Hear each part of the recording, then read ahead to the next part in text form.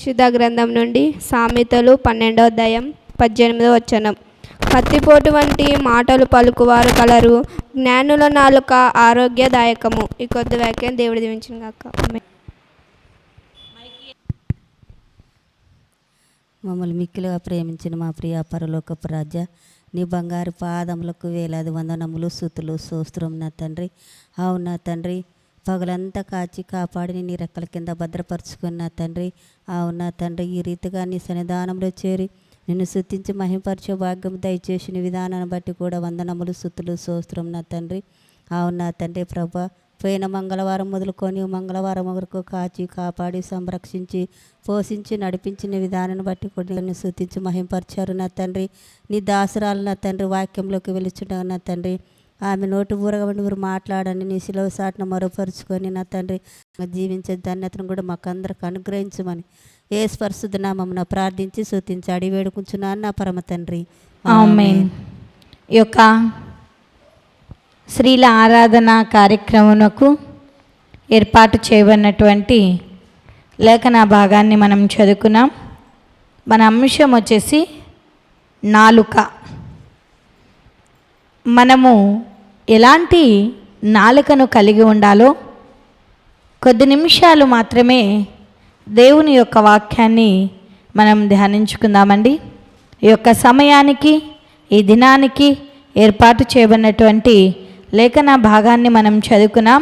మన యొక్క అంశం వచ్చేసి నీ నాలుకతో పలకకూడనివి ఏవో కూడా కొద్ది నిమిషాలు దేవుని యొక్క వాక్యాన్ని మనం జ్ఞాపకం చేసుకుందామండి. అందుకోసమే చదవబడిన లేఖనములలో మనము జ్ఞాపకం చేసుకున్నట్లయితే, మరి ఈ యొక్క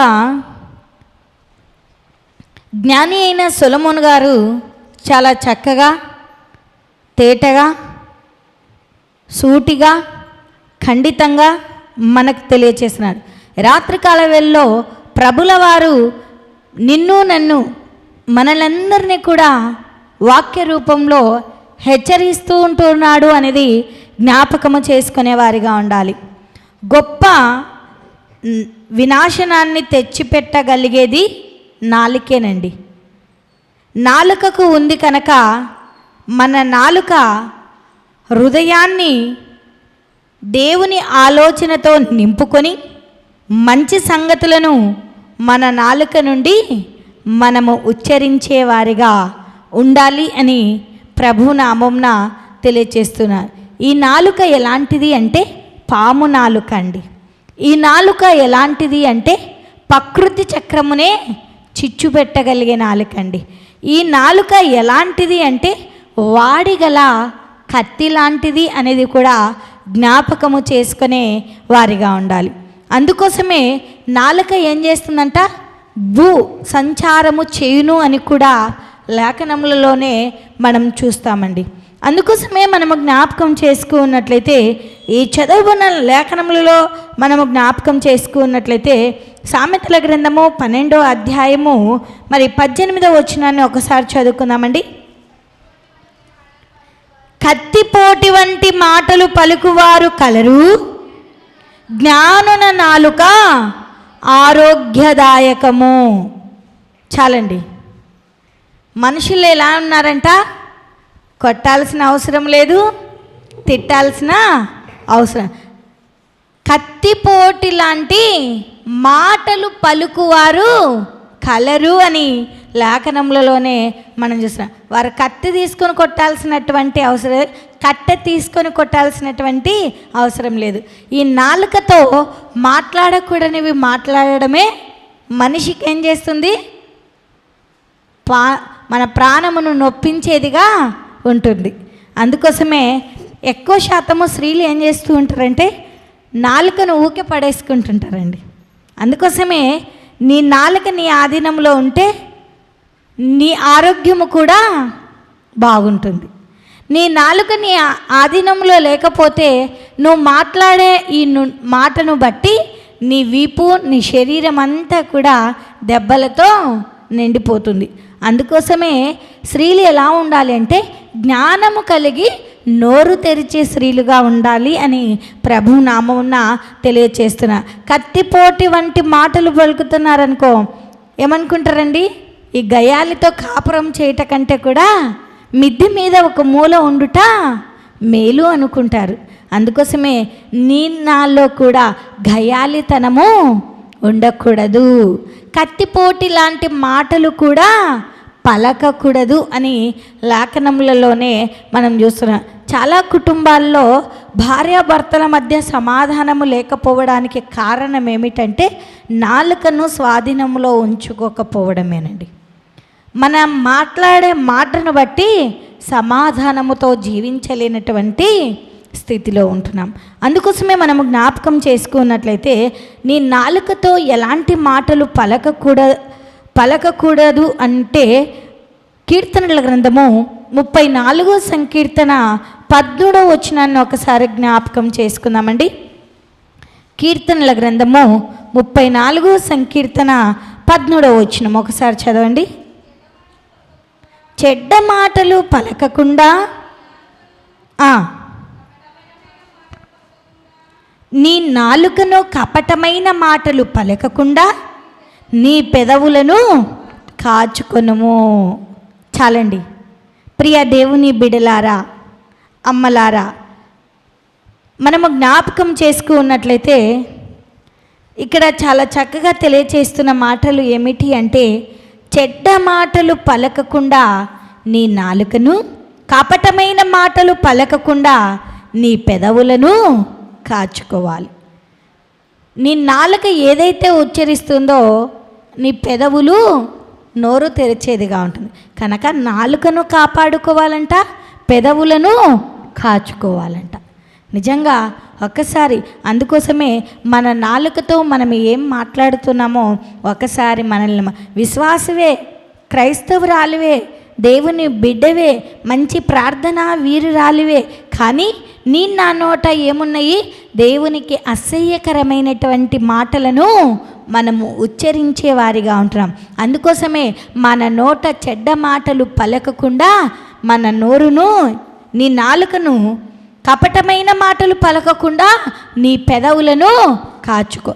చెడ్డ మాటలు పలకకుండా నీ నాలుకను, కపటమైన మాటలు పలకకుండా నీ పెదవులను కాచుకోవాలంట. మరి ఏ స్థితిలో ఉంటున్నామో ఒక్కసారి మనలను మనము ఆత్మ పరిశీలన చేసుకునే వారిగా ఉండాలి. చెడ్డ మాటలు ఎవరు పలుకుతారండి? దేవుని యందు, అవునా? ఇప్పుడు మనం పలుకుతూ ఉన్నామా చెడ్డ మాటలు? పలుకుతూ ఉన్నారండి. చాలా కుటుంబాల్లో పెద్దలు ఒక సామెత అంటారు కదా, ఏమంటారు? అత్త మీద కోపము దుత్త మీద చూపినట్టు చేత కాకుంటే ఏం చేస్తారు? నోటితో ఏ దాని మీదనో ఒక దాని మీద పెట్టి ఏం చేస్తారండి? మాట్లాడుతూనే. అందుకోసమే దేవుని వాక్యము చాలా చక్కగా తెలియచేస్తుంది. ఏమని చెడ్డ మాటలు పలకకుండా నీ నాలుకను, కపటమైన మాటలు పలకకుండా నీ పెదవులను కాచుకోవాలంట. మరి ప్రియ దేవుని బిడలారా, నువ్వు దేవుని యందు భయభక్తులు కలిగి ఉంటే, భయము కలిగిన స్త్రీగా ఉంటే, గుణవతి అయిన స్త్రీగా ఉంటే, జ్ఞానము కలిగిన స్త్రీగా ఉంటే, జ్ఞానముతో నీ నోరు నీవు తెరిచే. మనం ఎలా ఉన్నామంటే జ్ఞానము లేని స్త్రీలుగా ఉంటున్నామండి. జ్ఞానము లేని స్త్రీ ఎలా 3 రాళ్ళు తన చేతులతో తన ఇల్లుని ఎలా ఊడబెడుకుంటుందో ఆ రీతిగా 3 రాళ్ళ వలె మన నోటితో మనము ఉచ్చరించకూడనటువంటి మాటలను మనము పలికేవారిగా ఉంటూ ఉన్నాము అనేది జ్ఞాపకము చేసుకునేవారిగా ఉండాలి. అందుకోసమే నీ నాలుకతో పలకకూడనివి ఏవి అంటే చెడ్డ మాటలు నువ్వు పలకకూడదండి. లెంట్ దినాల్లో ఉన్నావు, ఉపవాస దినాల్లో ఉన్నావు, తపస్కాలంలో ఉన్నావు, మరి మంచి నీ జీవితాన్ని ఆత్మీయతలో చిగురించుకునే దినాల్లో నువ్వు ఉన్నావు గనక నీ నా నోట ఏమి పలకకూడదంటే చెడ్డ మాటలను పలకకూడదండి. ఉపవాసం ఉంటారు కానీ ఏం చేస్తారండి? బూతులనే మాట్లాడతారు. అందుకోసమే దేవుని వాక్యం సెలవుస్తుంది, నీ నోట చెడ్డ మాటలైనను, సరసోక్తులైనను, భూతులైనను ఉచ్చరించకూడదు అని లేఖనములలోనే తెలియజేస్తుంది. చెడ్డ మాటలు పలకకూడదంట, బూతులు మాట్లాడకూడదంట, సొరసోక్తులు కూడా మాట్లాడకూడదు అని లేఖనములలోనే మనం చూస్తున్నాం. ఒకవేళ తెలిసో తెలియకో ఇంతకాలము నువ్వు చెడ్డ మాటలు మాట్లాడి ఉంటే, నీ పెదవులను కపటమైన మాటలతో నువ్వు ఉచ్చరించి ఉంటే, మరి నీ పెదవులను, నీ నాలుకను నువ్వేం చేయాలి? కాచుకునే బిడ్డగా ఉండాలి. ఏదానికి? చెడ్డ మాటలు పలకకుండా, కపటమైనటువంటి మాటలు పలకకుండా నీ నాలుకను, నీ పెదవులను కాచుకోవాలంట. కాచుకుంటున్నారండి? గుణవంతురాలైన స్త్రీయే అన్నిటినీ తట్టుకుంటుందంట.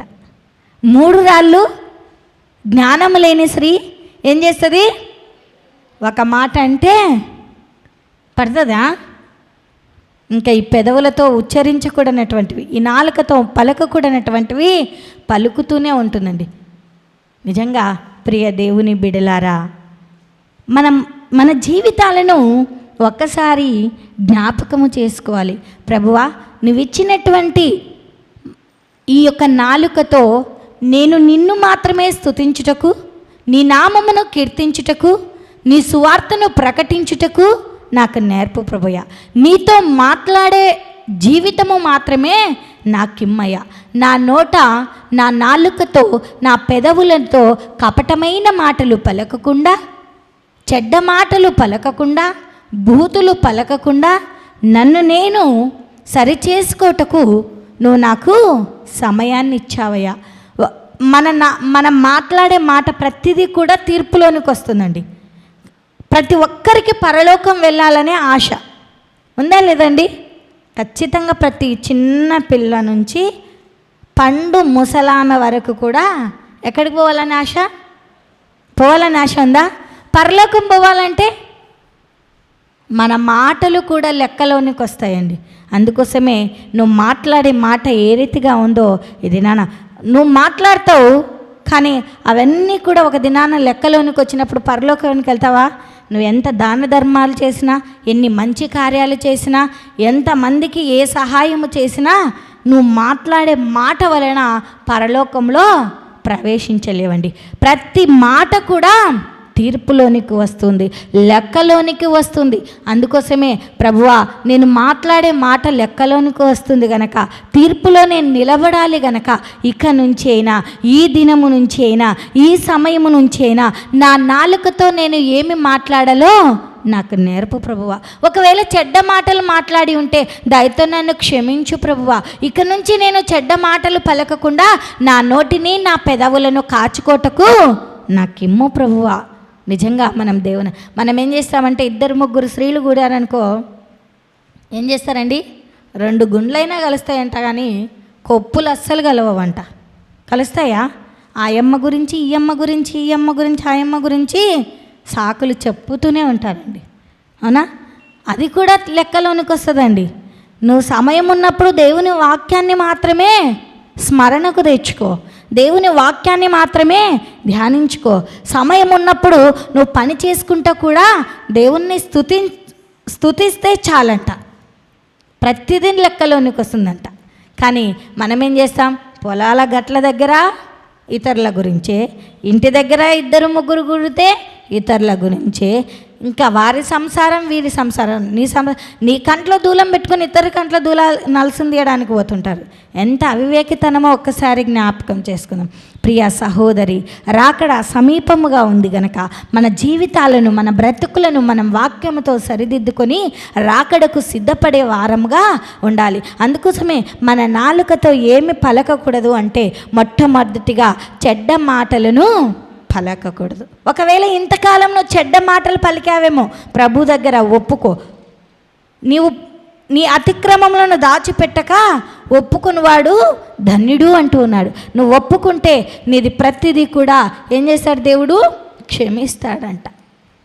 కానీ నువ్వు ఏం చేస్తున్నావు? కప్పుకుంటూనే జీవిస్తున్నావండి. ఒప్పుకొనక కప్పుకుంటూనే జీవించే వారిగా ఉంటూ ఉన్నాము అనేది జ్ఞాపకం చేసుకునే వారిగా ఉండాలి అని లేఖనములలోనే మనం చూస్తున్నాం. అందుకోసమే మనం జ్ఞాపకం చేసుకున్నట్లయితే కీర్తనల గ్రంథము సామెతల గ్రంథము 10వ అధ్యాయము 19వ వచనాన్ని ఒకసారి జ్ఞాపకం చేసుకుందాం. సామెతల గ్రంథము 10వ అధ్యాయము 19వ వచనాన్ని ఒకసారి జ్ఞాపకం చేసుకుందాం. విస్తారమైన మాటలలో దోషముండక మానదు, తన పెదవులను మూసుకొనువాడు బుద్ధివంతుడు. చాలండి. విస్తారమైన మాటల్లో దోషముండక మానదంట. ఏదో ఒక తప్పు అనేది వస్తుందంట. నువ్వు ఎక్కువగా మాట్లాడావనుకో ఏం చేస్తావు? ఇంకా మాట్లాడిచ్చే వాళ్ళని మాట్లాడిస్తూనే ఉంటే ఏం చేస్తారు? ఒకటి పోయి ఒకటి చెప్తారండి. చెప్తారా చెప్పరా? నిజాలు కూడా కక్కేస్తారండి కదా. అందుకోసమే విస్తారమైన మాటలు మాట్లాడకుండా ఏం చేయాలంటే అక్కడ తన పెదవులను మూసుకొనివాడు బుద్ధివంతుడు. విస్తారమైన మాటలు ఎవరు మాట్లాడతారంట? అక్కడ బుద్ధివంతుడు ఉంది కనుక బుద్ధిహీనుడే విస్తారమైన మాటలు మాట్లాడతారంట. బుద్ధి లేనటువంటి వారే విస్తారమైన మాటలు అజ్ఞానియే విస్తారమైన మాటలు మాట్లాడతారంట. అందుకోసం మనం అజ్ఞానులము కాదండి. మన దేవుడు జ్ఞానవంతుడు, ఆయన బిడలమైన మనము కూడా జ్ఞానవంతులమే. అందుకోసమే యాకోబు పత్రికలో మనం మీలో ఎవరికైనా జ్ఞానము కొదవగా ఉన్న ఎడల నన్ను అడుగుడి మీకు ఇస్తాను అంటున్నాడు. సందేహించకూడదంట. అడిగేటప్పుడు ఇస్తాడో ఇవ్వడో అపనమ్మకం అనేది మనకుండకూడదంట. నువ్వు దేన్నైతే అడుగుతున్నావో అది దేవుణ్ణి అడిగితే దేవుడు ఖచ్చితంగా నీకు దయచేసే దేవుడుగా. నువ్వు జ్ఞానం కోసం మొరపెట్టు. కానీ మన ప్రార్థన ఎలా ఉందో తెలుసా? అది కావాలి ప్రభువా, ఇది కావాలి ప్రభువా, అందరికంటే బాగుండాలి ప్రభువా, నా కుటుంబం బహుగా ఫలించాలి ప్రభువా, అది ప్రార్థిస్తున్నాం. ఎంత అవివేకతనమో చూడండి. ప్రభువా నాకు నీ జ్ఞానముతో నన్ను నింపు, ఈ యొక్క లోకంలో నేను జీవిస్తూ ఉంటుండగా చెడ్డ మాటలు పలకకుండా, కపటమైన మాటలు పలకకుండా, విస్తారమైన మాటలు మాట్లాడకుండా బుద్ధివంతుడిగా నా పెదవులను మూసుకొటకు నాకు నేర్పు ప్రభువా అని దేవుణ్ణి అడగాలండి. కానీ మనం ఏం చేస్తున్నాం? ఇవి అడగము కానీ ఏదేదో దేవునికి ఆర్డర్ వేస్తున్నాం. ఇది చేయి ప్రభువా, అది చేయి ప్రభువా, ఇది చేయి నైనా అని. మంచిదే. దేవునికి నువ్వు ఆర్డర్ వేస్తున్నావంటే నువ్వు ఎలా ఉండాలి? నీలో విధేయత ఉండాలి, తగ్గింపు జీవితము ఉండాలి. నీ యొక్క ప్రార్థన దేవునికి ఇష్టకరమైనదిగా ఉండాలి. మరి ఎదురాన నువ్వు ఎలా ఉన్నావో ఒక్కసారి జ్ఞాపకం చేసుకున్నా. అందుకోసమే మన నాలుకతో పలకకూడనిది రెండోదిగా ఏమిటంటే విస్తారమైన మాటలు మాట్లాడకూడదంట. ఈ నాలుక ఏం మాట్లాడుతుందంటే విస్తారంగా మాట్లాడుతూనే ఉంటుందండి. చూడండి, నాలుక లేకపోతే మాట్లాడతారా? ఒకసారి నాలుకను పట్టుకోండి, మాట్లాడతారేమో. సౌండ్ వస్తుందా? సౌండ్ రాదు. మూగవాడే మంచివాడండి, బుద్ధివంతుడండి. కానీ మన నాలుకతో మనం పాపము చేసి పరలోకాన్ని సంపాదించుకోలేనటువంటి వారిగా ఉంటున్నాం. అందుకోసమే మనం అనుకుంటాం, నాలుకతో నేనేం పాపం చేస్తున్నాను అబ్బా అనుకుంటాం. నువ్వు చెడ్డ మాటలు పలుకుతుంటే పాపం చేసినట్లే కదా. విస్తారమైన మాటలు మాట్లాడితే పాపం చేసినట్లే కదా. అదే విస్తారంగా నువ్వు దేవుణ్ణి స్తుతించావో అనుకో, దేవుడు నిన్ను తన రాజ్యములో చేర్చుకుంటాడు. విస్తారంగా నువ్వు ప్రార్థనలో గడిపావనుకో, నీ ప్రార్థన ఫలము నీ కుటుంబ పరిస్థితులను మారుస్తూ ఉందంట. కానీ మనం విస్తారంగా ప్రార్థించము. కానీ విస్తారంగా ప్రార్థిస్తే ఏమనుకున్నా, అబ్బా ఎంతసేపు ప్రార్థన చేస్తుంది. విస్తారమైన మాటలైతే ఎన్నో బాతకానీలు కొడతామండి. పనికి రాని మాటలకైతే సమయాన్ని ఇస్తాం. కానీ దేవునితో మాట్లాడేటకు సమయం ఇస్తే ఏం చేస్తారు? అబ్బా ఎంతసేపు చేస్తారండి, విసుకొస్తుంది అంటారు. నువ్వు దేవుని సందనే ఫర్ ఎగ్జాంపుల్ బంధువులు కలిశారనుకో, ఏం చేస్తారండి? ఫెస్టివల్కి ఎవరింటికైనా వెళ్ళారా? పండగలకు వెళ్తారా? బంధువులతో ఎంతసేపు టైం స్పెండ్ చేస్తారు? ఎంతసేపు గడుపుతారు? గంటలు గడుపుతారు కదా. ఆ ఇంటికాడ కాసేపు, ఈ ఇంటికాడ కాసేపు, లేక వచ్చాం కదా పోయి వద్దామని. కానీ దేవునితో మాట్లాడమంటే మాత్రము మాట్లాడు. సరే, సినిమాకి పోతే 3 గంటల సమయము దేవుని మందిరంలో 1 గంటన్నర కూడా మనం ఉండలేమండి. పనికి పోయామనుకో 6 గంటలను కష్టపడి పని చేస్తూనే ఉంటావు. కానీ ప్రయోజనమా? నీ శరీరం కోసం నువ్వు కష్టపడుతున్నావు, నీ ఆత్మ కోసం నువ్వు ఎంత కష్టపడుతున్నావు ఒక్కసారి ఆత్మ పరిశీలన చేసుకో. నిజంగా 6 గంటలు పని చేస్తావు, కానీ గంట సేపు నువ్వు ప్రార్థనలో గడపలేకపోతున్నావు. దేవునికి ఇవ్వవలసిన సమయాన్ని దేవునికి ఇవ్వలేకపోయావు, దేవుని స్తుతించాల్సిన సమయాన్ని దేవునికి ఇవ్వలేకపోతున్నావు, దశమ భాగంలో దేవునికి చెల్లించలేకపోతున్నావు. అంతా నాదే నాదే అనుకుంటూ పోయేటప్పుడు ఏది కూడా మన వెంట వస్తుందండి? ఈ ఇచ్చక పుల్లైనా కూడా తీసుకుపోతామా? తీసుకపోనే కానీ నీలో ఆత్మ ఉండగానే ఆత్మదేవుణ్ణి ఆత్మతోనూ సత్యముతోనూ ఆరాధిస్తూ ముందుకు కొనసాగాలి. అందుకోసమే విస్తారమైన మాటలు మాట్లాడకునక మన పెదవులను మనం ఏం చేసుకోవాలంట? మూసుకొనివాడు బుద్ధివంతుడు. నువ్వు బుద్ధివంతురాలిగా ఉండాలి అంటే నీ పెదవులను నువ్వు మూసుకోవాలి. ఏది మాట్లాడాలో అది మాత్రమే అందుకోసమే దేవుణ్ణి అడగాలి, ప్రభువా ఈ దినము నేను ఎవరితో ఎలా మాట్లాడాలో, ఎంతవరకు మాట్లాడాలో అంతవరకు మాత్రమే నాకు మాట్లాడేటకు నీ జ్ఞానముతో నన్ను నింపి నా నోరు తెరవు ప్రభువా అని దేవుణ్ణి అడగాలండి. అడిగారా ఒక్కసారైనా? అడగలేదు. ఏం అడిగారండి? బంగారు అడిగారా? అడిగారు. ప్రభువా పొద్దున్నే నాకు ఆ పని ఈ ప్రభువా, నేను ఖాళీగా ఉండకుండా నేను జీవించడానికి నాకు పని దయచే ప్రభువా అని దేవుణ్ణి అడిగామా? అడిగాము. మంచి ఇల్లు దయచే ప్రభువా అని అడిగాము. కానీ నేను ఎలా మాట్లాడాలో నాకు నోరు తెరవు ప్రభువా అని ఒక్క దినమైనా మాట్లాడుతున్నారండి? మాట్లాడడం లేదండి. అందుకోసమే మనం ప్రార్థనలో మంచిగా ఎదిగేవారిగా ఉండాలి, ప్రార్థన వీరులుగా తీర్చిదిద్దబడేవారిగా ఉండాలి. అందుకోసమే ఏదైనా మనం జ్ఞాపకం చేసుకున్నట్లయితే మొట్టమొదటిగా ఏం మాట్లాడకూడదంట? ఏం మాట్లాడకూడదు? చెడ్డ మాటలు మాట్లాడకూడదు, కత్తిపోటి లాంటి మాటలు మాట్లాడకూడదు. కానీ కుటుంబాల్లో ఏం చేస్తారండి? ఏ దాని మీదనో ఒక దాని మీద పెట్టి అత్తని తిట్టలేక పిల్లలను తిట్టమా, కోడళ్ళని తిట్టలేక కోళ్ళని తిట్టడమో ఏదో ఒకటి జరుగుతుంటుందండి. కానీ అది కాదండి.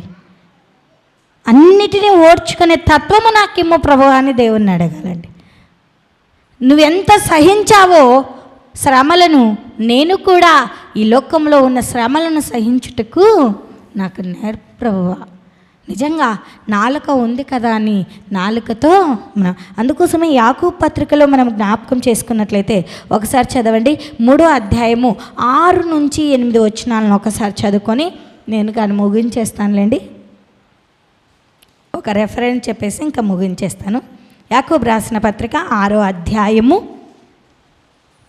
3వ అధ్యాయము 6 నుంచి 8 వచనాలు. నాలుక అగ్నియే, నాలుక మన అవయవములలో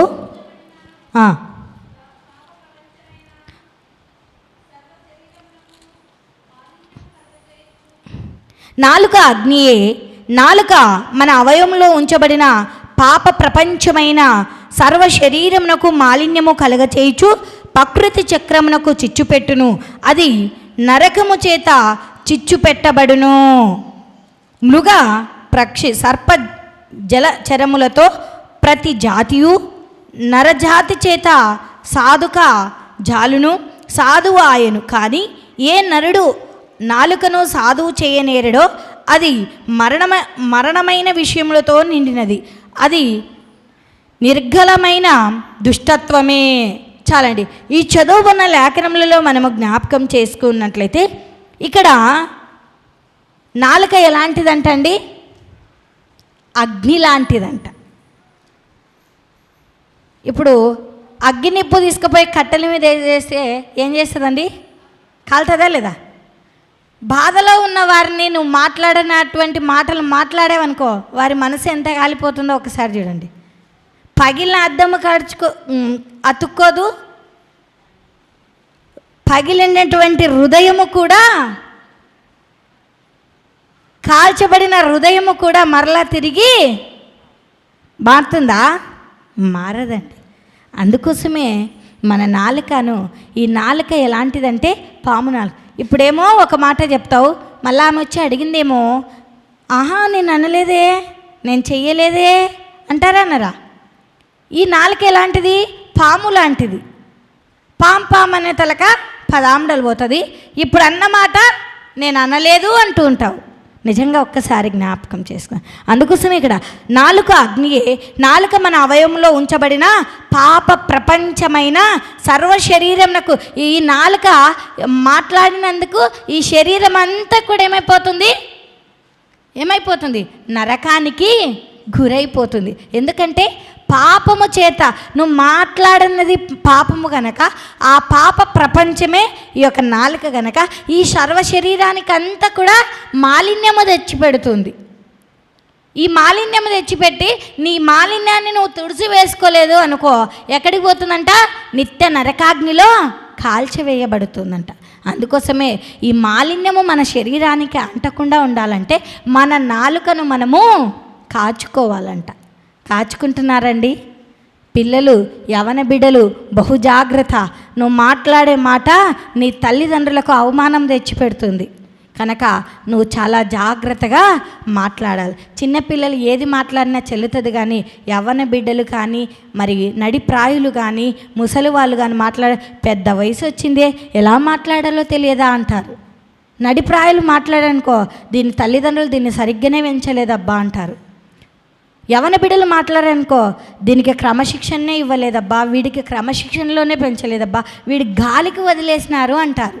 అందుకోసమే మన బిడ్డలకు మనము ఆదర్శం గనక ప్రతి మాటను కూడా బహు జాగ్రత్తగా మాట్లాడే వారిగా ఉండాలి అని ప్రభు నామంన తెలియచేస్తుంటున్నాను. మూడవదిగా మనం ఎలాంటి మాటలు మాట్లాడకూడదు అంటే హానికరమైనటువంటి మాటలు మాట్లాడదు. మొట్టమొదటిగా చెడ్డ మాటలు మాట్లాడకూడదు. రెండోదిగా విస్తారమైన మాటలు పలకకూడదు. మూడోదిగా హానికరమైనటువంటి మాటలను పలకకూడదు. అందుకోసమే సామెతల గ్రంథము 17వ అధ్యాయము 4వ వచనాన్ని ఒకసారి జ్ఞాపకం చేసుకుందాం. 17:4.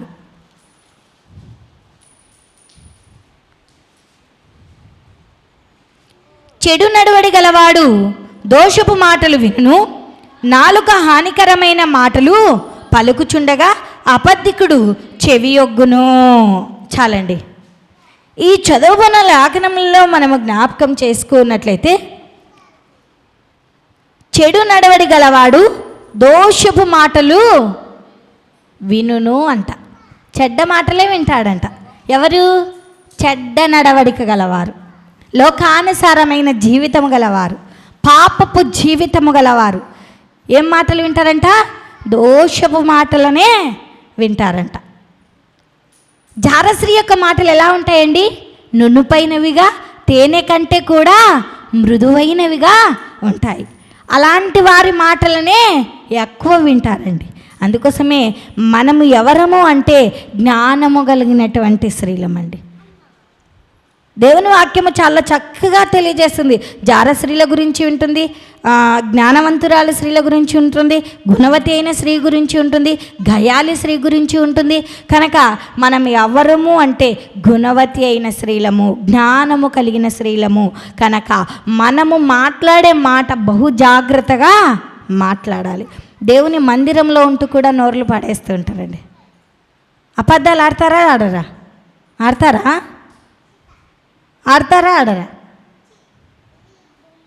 మంచోళ్ళు అయితే మన వాళ్ళు. సరే, కానీ ఒకటి మాత్రము చాలా బాధాకరమే.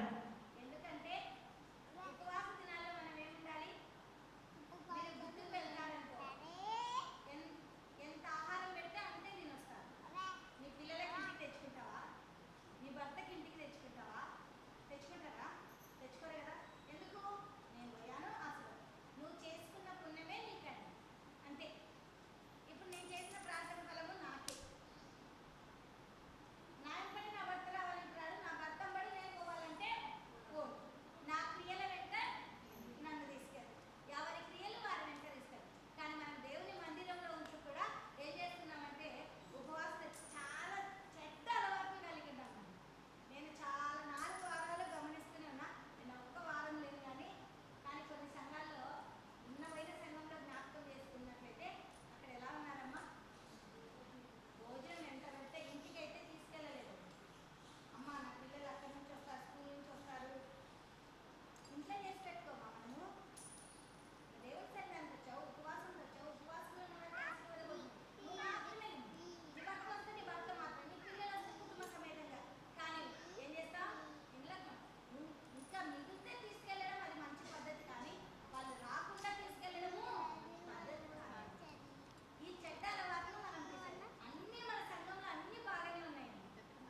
ప్రార్థనా వీరులు, దేవుణ్ణి స్తుతించేవారు, చక్కటి నడవడిక కలిగినటువంటి వారు, దేవుని మందిరంలో ప్రతిదినము దేవుణ్ణి ఆరాధించేవారు. కానీ ఈ యొక్క అలవాటును మాత్రము, ఎందుకంటే నేను తెలియజేసిన చెప్పే బాధ్యత మాత్రము నాదండి.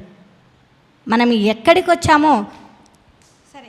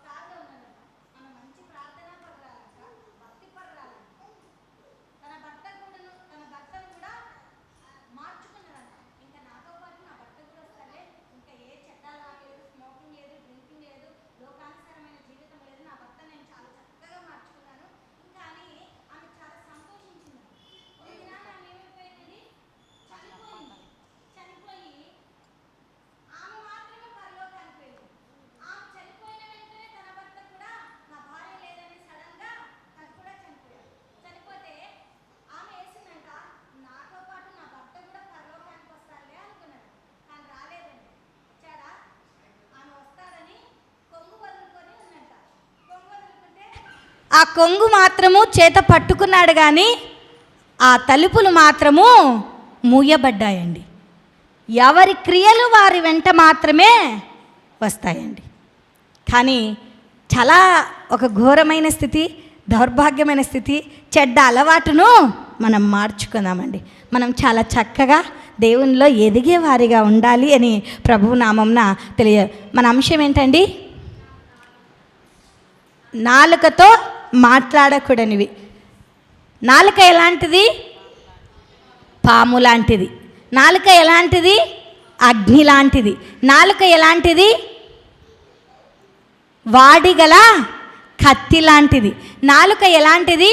భూసంచారము చేసేదిగా ఉంది అని కీర్తనలు 73వ సంకీర్తన 9వ వచనంలో చాలా చక్కగా రాయబడుతుంది. అయితే ఈ నాలుకతో పలకకూడనివి ఏవండి? మొట్టమొదటిగా చెడ్డ మాటలు పలకకూడదండి. ఎందుకు? నువ్వు క్రైస్తవురాలివే, అనేకులకు ఆదర్శంగా ఉండాలి, కానీ నువ్వు చెడ్డ మాటలను పలకకూడదు. రెండోది, విస్తారమైన మాటలు మాట్లాడకూడదండి. సమయం ఉన్నప్పుడల్లా ప్రభుతో గడుపు, మంచిది. విస్తారమైన మాటలు మాట్లాడకూడదు. మూడోదిగా, హానికరమైనటువంటి మాటలు మాట్లాడకూడదండి. మనం ఎలా ఉన్నామో ఇది మనలను మనము ఆత్మ పరిశీలన చేసుకొని ముందుకు కొనసాగే వారిగా ఉండాలి అని ప్రభునామంన తెలియచేస్తున్నా. దేవుడి చిన్ని వాక్యాన్ని మనందరి వినికిడిలో దీవించి ఆశీర్వదించునుగాక. అందరం తల్లు వంచుకున్నట్లయితే ప్రార్థించుకుందాం. ప్రార్థన మన మధ్యలో ఉన్నటువంటి సుజాతమ్మ గారు ప్రార్థనలో నడిపిస్తారు. నువ్వేమ్మా.